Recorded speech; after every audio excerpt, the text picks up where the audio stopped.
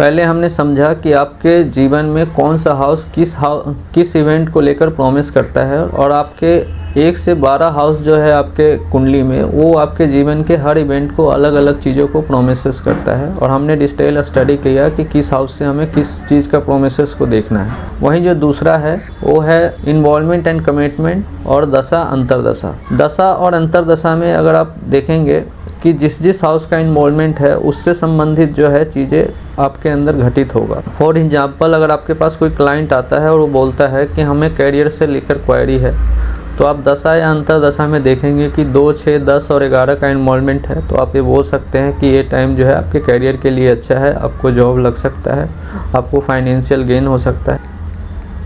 वहीं आपने देखा कि दशा अंतरदशा में 2, 7, 11 का इन्वॉल्वमेंट है, तो आप ये बोल सकते हैं कि इस पीरियड में आपका मैरिज हैपनिंग हो सकता है या मैरिज के लिए अच्छा टाइम है। वहीं अगर कोई चाइल्ड को प्राप्ति के लेकर अगर आपके पास कंसर्न लेकर आया, तो आप देखेंगे कि 2, 5, 11 का इन्वॉल्वमेंट है दशा और अंतरदशा में, और आप ये बोल सकते हैं कि इस टाइम जो है आपके चाइल्ड की प्राप्ति के अच्छे योग हैं। वहीं हेल्थ को लेकर अगर कोई कंसर्न आया कि भाई हम बीमार पड़ेंगे या नहीं बीमार पड़ेंगे, तो उसके लिए आपने देखा कि 6, 8, 12 का इन्वॉल्वमेंट है, और आप बोलेंगे कि नहीं इस टाइम आपको बच के रहना है, आपके बीमारी हो सकता है। तो इस तरीके से दशा अंतरदशा बताता है कि किस ग्रुप ऑफ हाउस का जो है इन्वॉल्वमेंट है और किस तरीके का इवेंट इस टाइम आपके साथ हो सकता है। आपने देखा कि ग्रुप ऑफ हाउसिंग में जो हाउस का इन्वॉल्वमेंट हुआ और वो इवेंट घटित हुआ।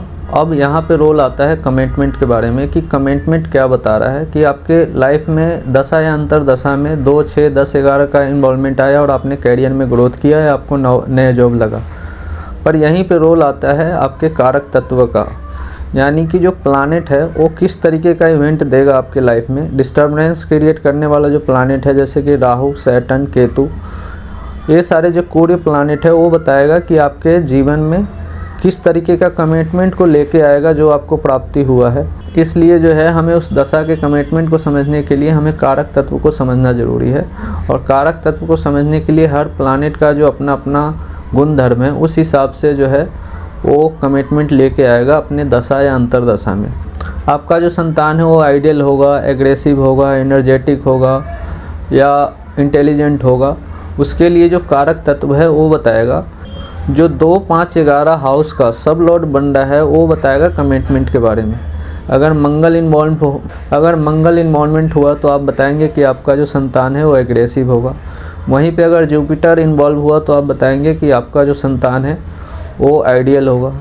वहीं अगर सन इन्वॉल्व है तो आप बताएंगे जो भी संतान होगा आपका वो ऑथोरेटिव होगा।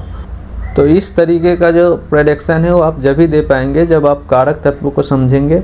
और कारक तत्व जो है वो वैदिक ज्योति का कंसेप्ट है, और वैदिक ज्योति का जो कंसेप्ट है वो यहाँ पे लग रहा है। तो इसलिए हमें दोनों वैदिक ज्योति को भी अंडरस्टैंड करना है और केपी ज्योति को भी अंडरस्टैंड करना है, ताकि आप एक बेहतर तरीके से कोई भी चीज़ को प्रेडिक्ट कर पाएंगे।